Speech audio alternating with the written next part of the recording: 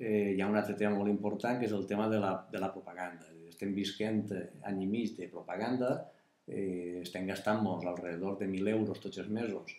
per a que Benigant isca en l'AMK,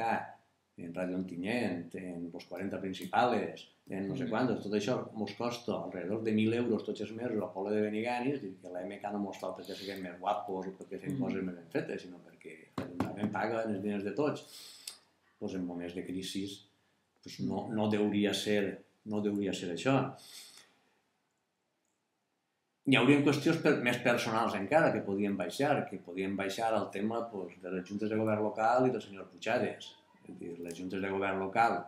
s'estan fent ja quasi per norma, la majoria duren 10 minuts cada junta de govern local, pensant que cada regidor cobra 66 euros aproximadament per aquesta junta de govern local, per 4 regidors que cobren, són uns 260 euros, així comptant de cap, que si això ho apliquem a l'hora, coneixerien uns 1.500 euros de cost per al poble cada hora de juntes de govern local. Se podrien reagrupar els temes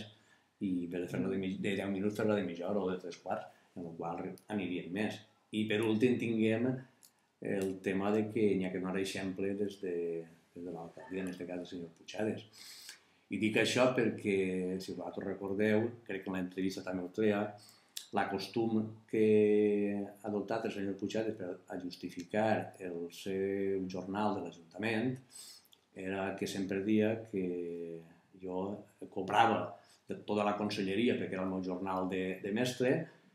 i per tant de l'Ajuntament no cobrava cap de gallet com a jornal, cobrava assistència a comissions i res més,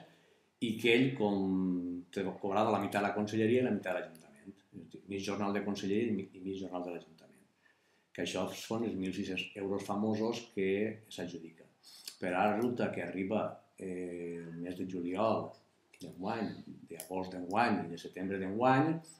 i el senyor Puigades cobra tot el jornal de la conselleria, 2.200 i pico d'euros, més 1.700 no sé quants i pico que cobra de l'Ajuntament i es posen 4.000 euros en juliol, agost i setembre. Pensem que si la justificació era que ell volia cobrar el mateix que l'alcalde del PSOE en l'anterior legislatura i era tota la conselleria, que hauria de donar exemple. I si cobra tota la conselleria, tornar els diners que cobra de l'Ajuntament o deixar de cobrar els diners de l'Ajuntament. Això són xicotetes coses a nivell local que pensem nosaltres que es podien fer respecte a la crisi. Evidentment, potenciar l'obra pública, tinguem ara una gran oportunitat, que són en els fons d'inversió municipal que Rodríguez Zapatero del govern de l'Estat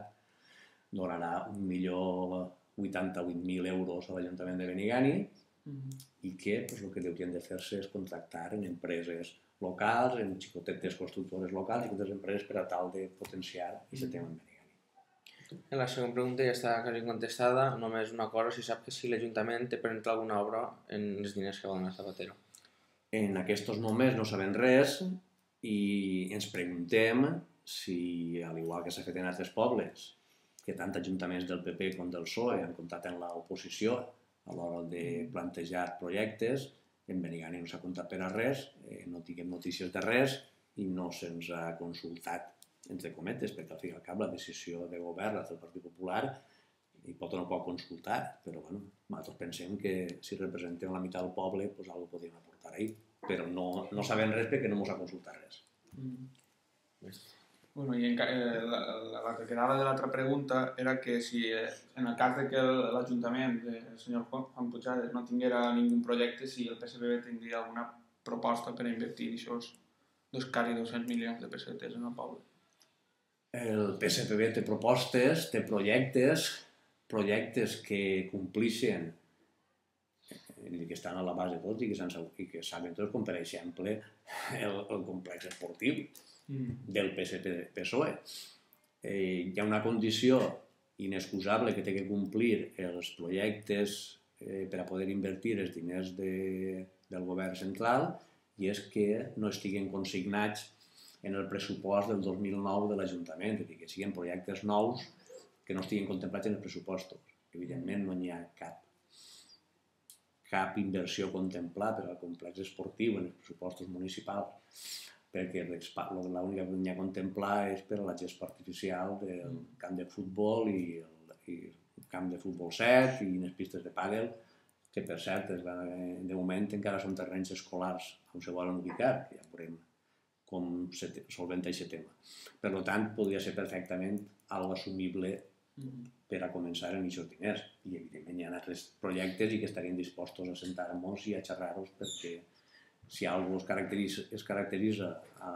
l'ús socialista de sempre és treballar per tot el poble, que és el que diguem. Ens importa més el benefici del poble que el benefici polític que puguem treure. L'altra pregunta és un tema que vam anomenar molt en el blog, que és què pensa de la resolució il·legal dels concurs de mèrits de les netejadores de Benigànim, que sembla que està ja en procediments. Jo dic i diguem des del grup socialista de sempre, hem insistit en que s'ha fet una contratació a dit, que el que no pot ser és enganyar al poble, diguem-li que se va fer una contratació per concurs i després que això siga fals. I és fals per algo molt simple. És a dir, si es fa una convocatòria i es publiquen unes bases per a aquesta convocatòria, el que no pot ser és després, a l'hora de baremar la puntuació d'aquestes persones, que no es complisca allò que diuen les bases. Que les bases les tinc així, les puc donar perquè les tragueu on cregueu convenient. I en aquests moments jo sé que n'hi ha persones que han recorrit i que estan disposats a anar a contenciós, al jutjat de contenciós administratiu, perquè evidentment hi ha una base molt simple i un dels requisits per a justificar els mèrits que es demanava a la gent que es presentava a aquest procés de selecció era el contracte de treball. És a dir, les bases d'una convocatòria es deuen de respectar, com estava dient-vos, i evidentment per a justificar els mèrits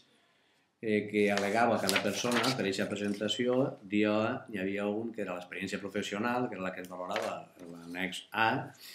de l'avaluació de mèrits i que parlava d'experiència de llocs de treball, de neteja d'edificis, tanta puntuació, etcètera, i dia la justificació para la justificación, porque está en castellà, claro,